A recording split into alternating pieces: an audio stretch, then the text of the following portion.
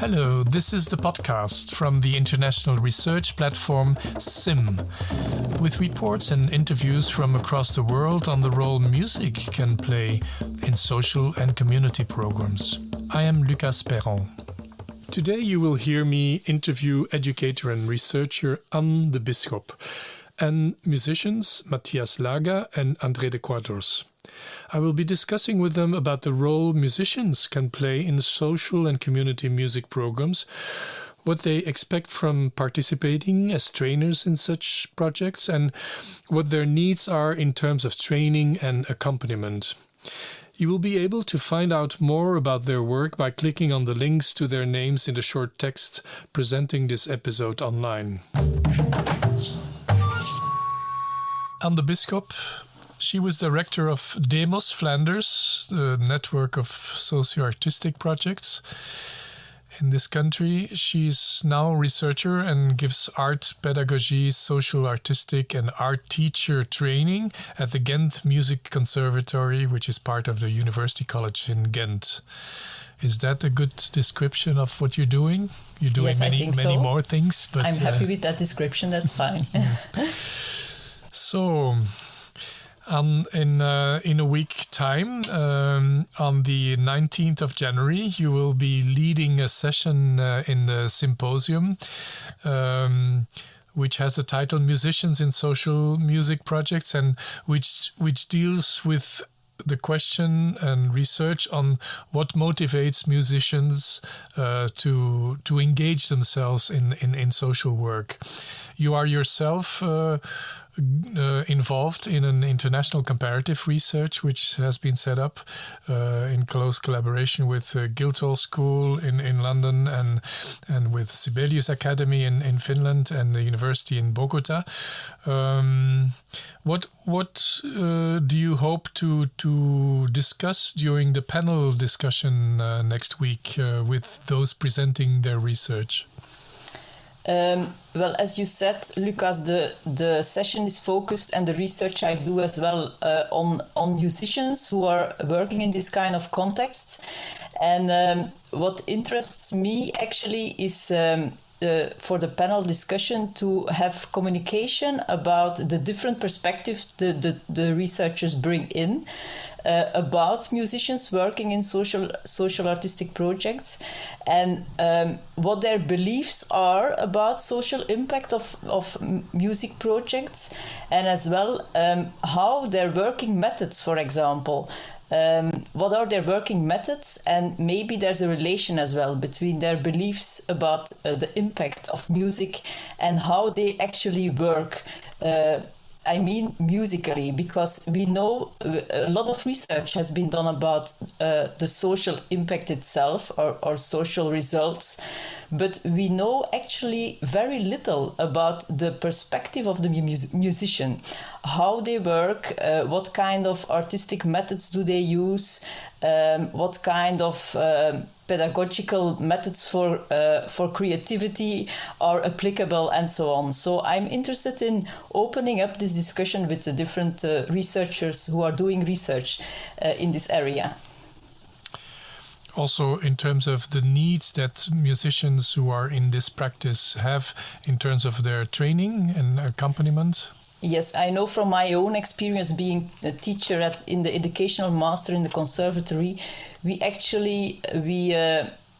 educate musicians not really for this field. So what we often see is that musicians who've had a training in conservatory, they end up in the social field, so to say, but without a specific training for that. And actually my feeling is that we have to invest in more specific training to be able to work on a qualitative way in this field. And I think the researchers, for example, in Helsinki, they actually share this opinion. So, but we don't know yet what this has to look like. But we want to see whether it's true what we think, and that musicians should be trained more specific to work with, for example, disadvantaged groups. It's not that you cannot just transfer the methods of formal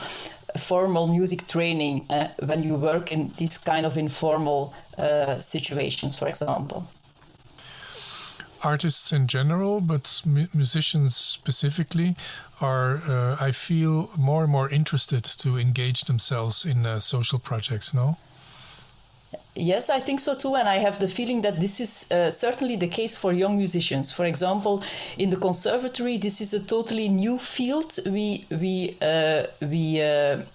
We confront the young musicians with, and most of them they are really enthusiastic about it, because they feel the power of music. When you use music on this level of communication, actually it is communication. In the essence, it's communication. Musicians as well, for them it is empowering. So it is not only that you empower disadvantaged groups, but as well for yourself, I think, as a musician and as a music teacher, you get a lot from that. You really learn yourself. So I think it is a mutual in mutual ways in both directions. It is interesting. A very different question I wanted to ask you on.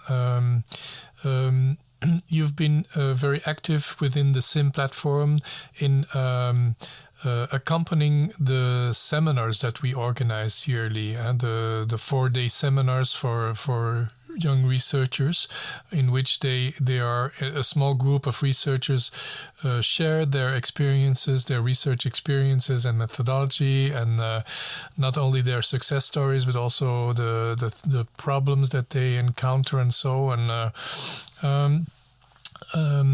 There we see that there's more and more connections sought between people doing research and musicians, practitioners, who are in many cases also themselves investing in doing research. You mean actually, Lucas, that musicians themselves are doing research? This is your question. Not only this, but also musicians we find, and you know this, that more and more musicians who are practitioners in this field of social work are keen on being visited by researchers from outside. Not only keen to be involved themselves in doing research on practice, but also to be involved in research being developed by scholars from outside. Well, yes, I understand this, of course, because I think it's about recognition of the quality of their work in the end. So I think a lot of these projects are small projects. They are not well funded, and it is not easy, I think, to run this kind of projects on the long term and to have a sustainable impact for the people you work with. So I understand, of course, the question and of musicians of being involved in research, because it is research in the end which can give them as well some kind of recognition about what they are doing. We can do research about what is the impact of their work, about the quality of the work. We can improve the quality of the work not only for one project but together.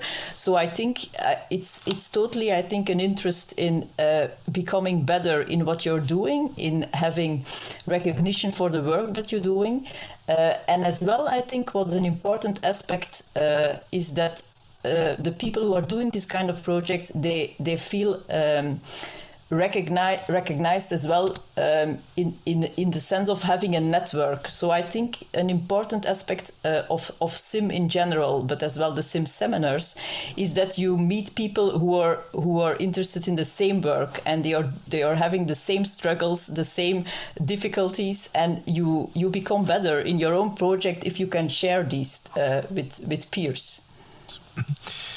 Another question. during the session next week, John Sloboda will present the international comparative research that you yourself are involved in and leading in this country, in Belgium. But I would like to ask you, what do you expect? I think you can already start to say something about this, of the fact that the research that you will be yourself leading in Belgium on what motivates and what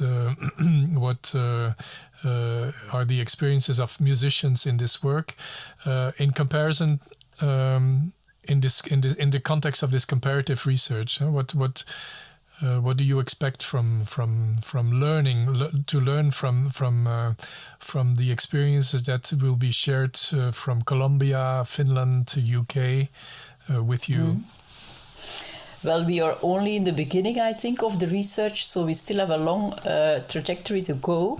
But I think what for me is really interesting is that the fish never sees that he's living in the water because he lives in the water. So only if you compare your own context with other contexts, you become aware of the context. And this is why it is interesting to have an international research, because we are speaking actually about the same practices in Colombia, in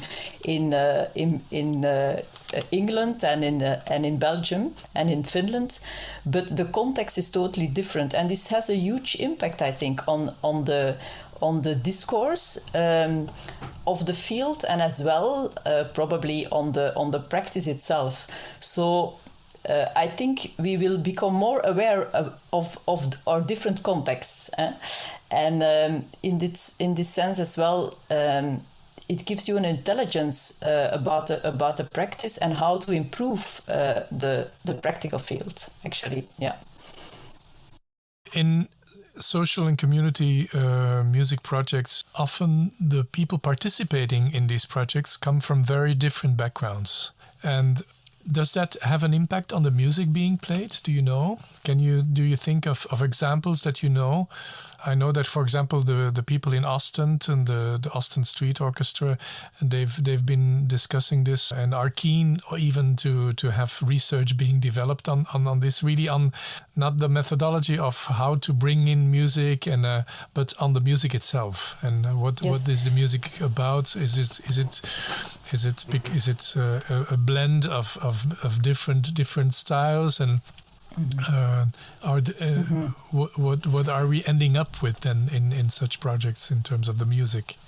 Yes, this is as well part of our current research, Lucas. So this is one of the questions actually we have. So how do musicians look at this question? But in my experience for the projects I know, and I know some, I think I know a lot of projects, what you see is that a lot of the music, of course, it has to be... how do you say? It's often related to improvisation, for example. It's often related to jazz methods rather than classical methods, of course, because these are more accessible for all kind of people to participate in. So I think the projects we have in Belgium, most of them, they are not in the classical music because... yes, I think when you work on the basis of improvisation, then you need open methods without notations, for example, and very accessible ways of making music. And I think, yes, it's more in this mix of genres and styles. Often folk music as well has been used. But certainly the classical music is maybe not so easy to handle in this kind of projects. Something that we noticed since the first small study we did in this comparative research is that what is specific about Flanders especially, but I think Belgium in general, is that the social artistic field in Belgium, it has some kind of activist, sphere around it. And this, of course, has to do with the history of social artistic work in Flanders coming from poverty reduction programs, for example. So a lot of these projects, they started with small initiatives really focused on making progress for the people you work with. So actually we can say that music has been used as a tool for social impact or for development in the first place. Whereas if you compare to, for example, England has a lot of very large programs, often initiated by government, and they lead to as well social artistic project, but the initiation is different. And I think this really is an important difference we see now. So I think it has really an impact as well on the practices we look at, actually. Thank you very much, Anne. Matthias Lager is jazz musician playing the clarinet. He's the founder and since about 10 years the inspirational leader of the Ghent-based social and community music project The Ladybirds. Hello, Matthias. Hello, Lucas. I imagine that over the 12 years that you're involved with The Ladybirds, that you developed the project, that you also learned a lot on sur le tas, as we say in French, in the job. Do you think it's possible to develop specific training to prepare musicians for this kind of work? I think what I saw in Paris, Demos, that's still the best example for me. The teachers were trained teachers, but they were selected because they have a special sensitivity to work with a diverse group, and they were also rewarded for it. So the program provided an extra budget for teachers who wanted to be in the project. So I really think it's not something that should be done aside, something that has to be done as an intern or as a musician who doesn't find enough regular work. I think working with these kids should be an extra supported job. Yes, and considered as such, and also financially. Yes. Our friends of Demos France, they will be part of some of the upcoming episodes in this podcast, so we will be able to talk with them about this. Maybe to come back to the Ladybirds in Ghent, can you say a bit more about how the group is being composed? I mean, of course, it's changing over the years, but where are the kids and the young people and the young musicians and the maybe not so young musicians who are participating in the Ladybirds? Where do they come from? Also in terms of their musical interests and worlds. I can say that for the young kids we start to work with, the main goal is play. So they see it as a game, as having fun, doing something with their friends, and I think that's perfect. That's a good motivation. But that's what we say. We play music. So yes, yes. And often people forget that it should be playing. They become very serious. Yeah. And it's like often considered as a separate activity from life. But for me, it's part of life. Breathing is music. Walking in the street has a rhythm. So it's an essential part of life. So I see with regret that music becomes less important during the learning process in school. So it's a bit my mission to compensate it, to give the opportunity to kids to come and play and be have a different experience than what they had during the day in school on a chair behind a desk with a pen in their hand, or worse, behind a computer. So I want them to move and to do music as a essential game. The musicians who join the orchestra, most of them really had some kind of training in music school, so they have a certain level of musician as a musician, but often they stopped performing, or they didn't have they didn't play in ensembles anymore. So through the Leaderbirds, they really find back their talent or their motivation to be a musician. And they accept that next to them could be somebody who just the same day bought a drum and decided to join the band. So the openness is fantastic. And we invite people who are refugees who live in the asylum center and who play on a little instrument that we build ourselves from scratch. So it's really a very special combination of musicians from all different backgrounds and different levels.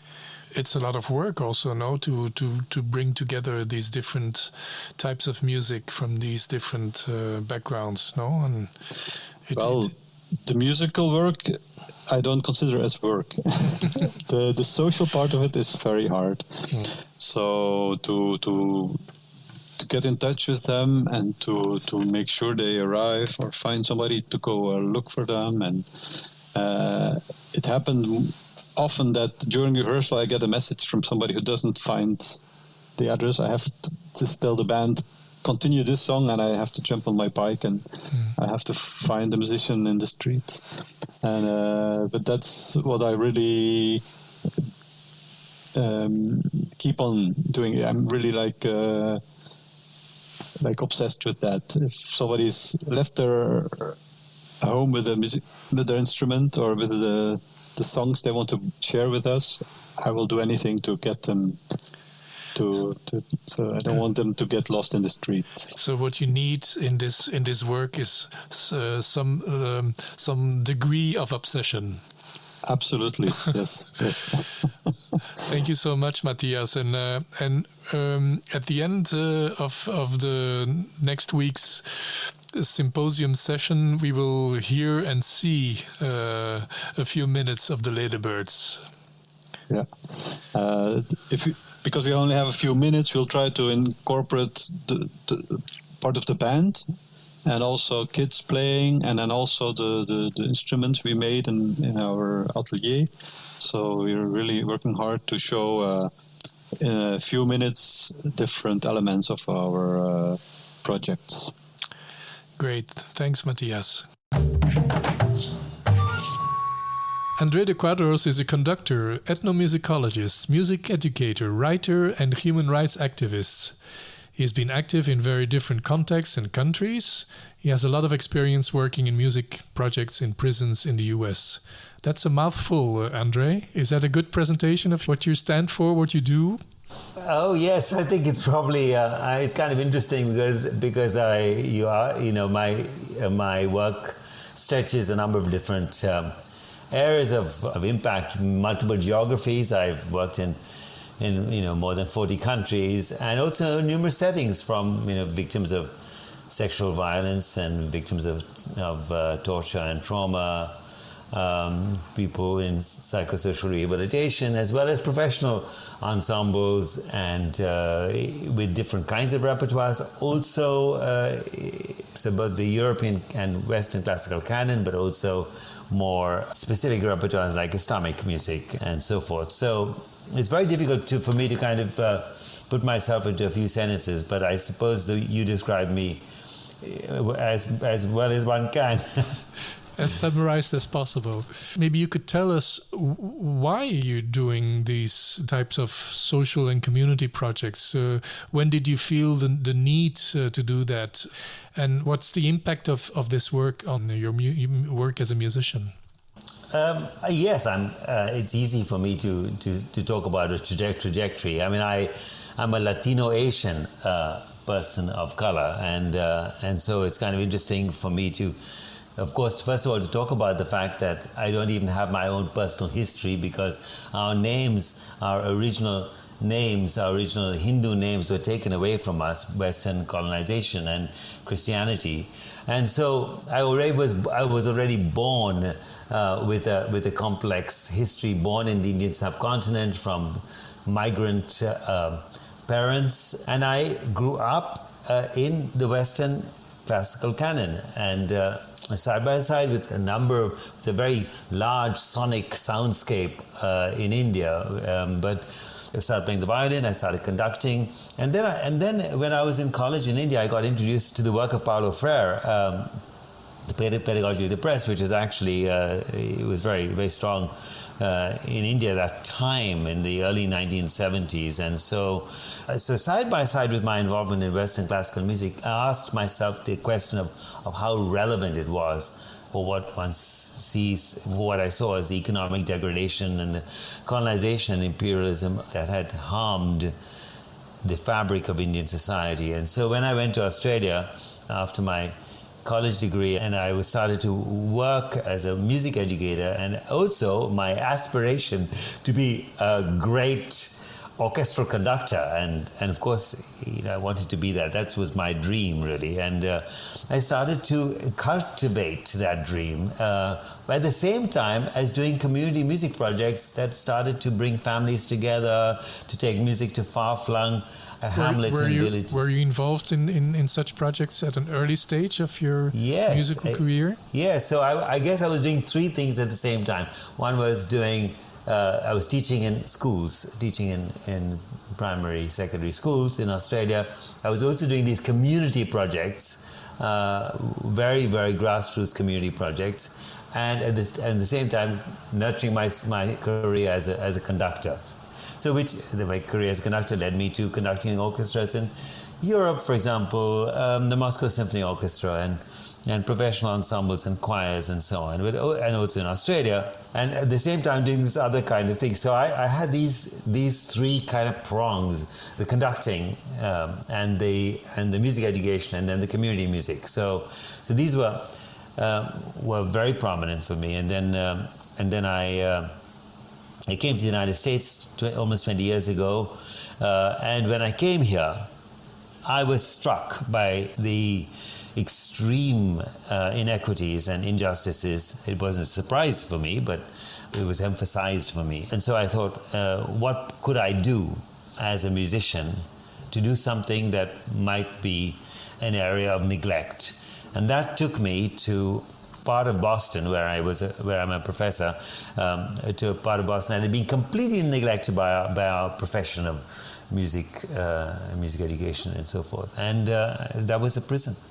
So I started working there in prisons, but at the same time I had an interest in Islamic music, and before that I had started doing some work in peace building and reconciliation, including in the middle of the Iraq War, working with Arabs on community music projects for developing Arab identity.